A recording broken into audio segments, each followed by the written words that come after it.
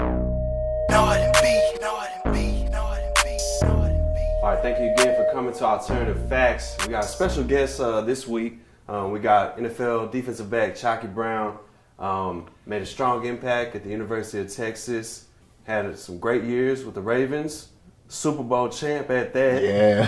That's big time. Respect. Yeah, and then Giants and the Bengals. And Bengals or some other teams might land you this offseason. So it's not bad, I guess, to have the options open.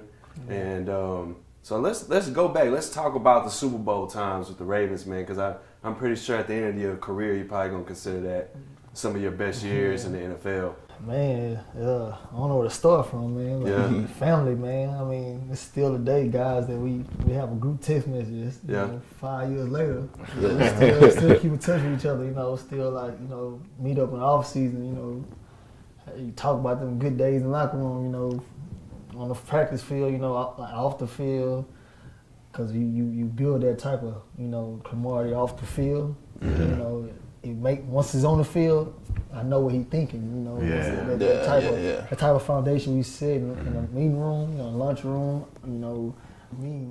Speaking of thinking, that last drive when Kaepernick was coming down, Kaepernick and the Niners, and they were knocking on the door. Yeah. That was got y'all. Yeah. What were y'all thinking, man, when they called that play? He threw some kind of pass. That was a bad pass. I don't remember what it was. Yeah. And then it looks like y'all called an all-out blitz. I don't know who that was. I forget the DB's name, but he held the heck out of that dude. But what were you thinking on that play, man? Just tell that whole drive. Tell me about it. First off, I mean, the way they were just moving the ball that whole drive, we was like, man. And then when they got into our red zone, we was like, we know this man a threat when he run, and he don't have a lot to run, to run far. We knew he didn't have the strongest. I mean, we knew he didn't have the best accuracy, like his own, his strength. His last play, all we gotta do is keep him out the end zone. I think we had quarterback spot on, and our edge pressure we had him contained, so we keep the quarterback inside. I mean, on the inside of the pocket. Yeah. Mm-hmm. And we pretty much had all our blitz where we was cover zero, but corners can't get beat on the inside. We press. Mm-hmm. If we have to win, if we have to hold and win the game, we gotta do that. Reed already, was leaning toward Jimmy because he's smart like that. He knew their best receiver was Crabtree, and he one-on-one with a young guy, dude second year in the game, it's last play of the game, Super Bowl, so we kind of knew where, if he was gonna throw the ball, where it's gonna go. I mean, y'all winning. Besides that, what was probably your best experience of that whole Super Bowl? Just the whole week. What's something else that sticks out to you? I was gonna say that. I mean, the game is a given. It was a given, but just time leading up to it, the week of practice, the last day of practice when we get on the plane to go down to New Orleans. Just the fun we had. Guys got their video cameras out.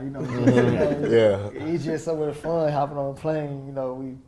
We got the stewardess. All the stewardess up there, we dancing and everything, we got the radio. Everybody was like a 20 an hour, we had a good time, man, ain't gonna lie. Yeah. That's what's up, man. All right, now, with that being said, I'm gonna segue into something else, get a little bit more on the competitive side. We see a lot of great receivers in the league right now. We got Julio, we got Odell Beckham, we got AJGreen, Antonio. We got it to AB, and then we got DeAndre Hopkins, of course. Shout out to the Texans. Who is one of the harder guys to cover in this league? Be completely honest. I'm gonna say this, man. To me, I didn't hear, some good receivers, some great receivers. But just to me, because it's so hard to get hands on him. Antonio Brown and how they use him, because they can make you not put hands on him. They can have it where you can't get hands on him. When they'll motion him down, stack him behind the receiver where he playing off the line. And you can't, he got enough room. And he already quick, and then you know, he got some crazy routes, you know. And it's hard to get hands on him at the line. I'm sure y'all seen the plays on YouTube when you know I was at the line pressing and I looked in and once they hiked the bar, I jumped and he wasn't there no more. He was gone. He missed, almost fell, you know. You know, but now the man quick, man, like and it's just double team no matter what, the way they use him in the offense, you know. He's special in the offense and the stuff he do after the catch, you know, to be that small. He, you know, he got a big heart, and, you know, and he confident in what he do because he worked hard. He one of the hardest work I've ever seen off the field, you know, like in the weight room. But then, you know, me playing against him and practicing against him, AJGreen, is, you know, he's in that talk with #1 receiver in the league because of how, if you practice against him, how his catch rate is crazy. Like no matter how good your coverage is, you know. He probably only need one arm. If the ball hit his hands, he pretty much like 9 times team gonna come down with it. Yeah. You know, it's tough when you got double team a guy in practice. Double 18, you know, like it's real, you know. And then shoot. I played Julio.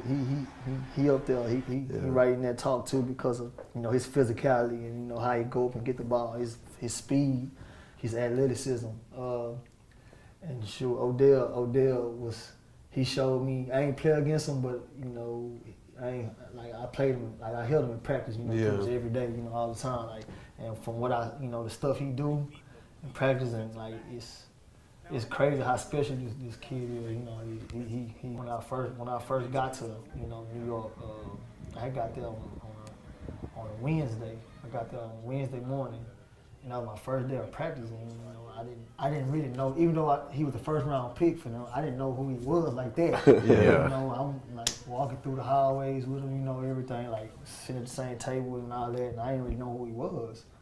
But, you know, like that day of practice, the way he was catching punts with one hand and stuff, like the way making it look so easy. I was like, man, who this cat right here? He do that all the time, like he for real. And then that was that same Sunday. Well, that Sunday we had a game against Seattle. You know, that was my first game playing. I only had like 2 days of practice. You know, my first, I was, you know, and that's when I saw this man. You know, he had like 100-some yards that game. You know, against Seattle. You know, I was like, boy, this boy here for real, huh? Them guys, those 4 guys I mentioned, they probably, like, you know, to me, they can go back and forth for number 1. Yeah, that's true. I see you got your shirt on. You're repping the Longhorns. The last few seasons, man, it ain't been so pleasant in Austin, Texas, man. So I know y'all got a new coach right now. And you know, like, what are you hearing in the field house down there? You know, with your friends, you know, with the coaches, maybe. You know, what are you hearing about potential for the next coming season? Because I mean, growing up, man, that was the school we all wanted to go to. It was either UT or bust. You know, so like, how can we bring that back, man? You know, being a former alumni from University of Texas.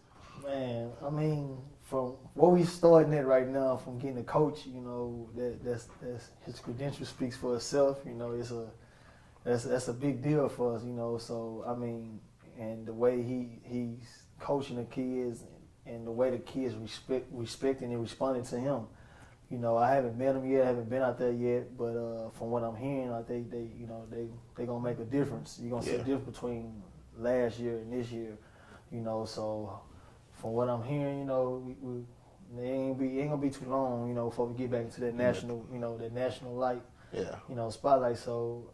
You know, we be still talking about, you know, it's been a long time, been since 2010, bro. So it was like in the top 5 or something like that. So, you know, like, you know, me and Earl was out here, Thomas was out here rehabbing, you know. We was talking about, you know, we missed this UT, like we can't, because usually in the locker room, you know, Saturday, like, you know, it's right now in the league, you know, like the day before, like, you know, for the game Sunday, on Saturday, we watched the games that night. Everybody be talking. Snacks. You know, at dinner time we watched the games, and every other team, you know, where your school, you know, you went to. and everybody talking about how they, you know, they school, you know, What you doing again? they school with this, and I'm like, I'm just sit back, I just walk away. I ain't got too much to say no more. I ain't got too much to say no more, you know, like, you know, so we, you know, but for me, from what I'm seeing, you know, it's looking positive, looking good, it's going the right direction. And, you know, we looking to get back into that, you know, that national spotlight. Okay. Cavs or the Warriors? Who you got? Man, I roll with the Cavs, man. Rolling with the Cavs. Uncle Drew, LeBron, you know. How many games? First of all, We gonna go to game 7. 7? It won't be no easy finals for neither one of them. Yeah, it should be toe to toe. Like, Yeah, I hope it goes 7 at least. yeah, it's gonna, Yeah, because the playoffs been it's gonna pretty get real. bad. yeah, playoffs Yeah, deserve it so far. Especially the conference finals. Yeah. Yeah. It's gonna get real. I wonder whose fault that is. Well, That's a different topic. different day. Yeah, I guess we on default we're going with the Warriors, but you know, if it goes 7, hopefully it's a good matchup. Yeah. I guess that'll be worth it. I guess. In a somewhat positive note. Y'all looking for a sweep or a 2-game, 1 game or something? That's what y'all looking for? I mean, I really don't care about the Warriors winning either. Okay. You know, Durant jumping over there, that's weak. it's weak, man. I don't know how to explain it. The Eastern like Conference All Stars versus the Western Conference All Stars. That's basically what it is. So that's what the NBA guests wanted, and here it is. Yeah, well, stay with us. We'll be talking about the finals, of course, some more. Appreciate you coming out, Yeah, man. much love, Appreciate man. y'all for Appreciate having me, Yeah, man. Appreciate y'all for thank you, having me. thank you, thank you, bro. So, stay again next episode. I'll turn the facts.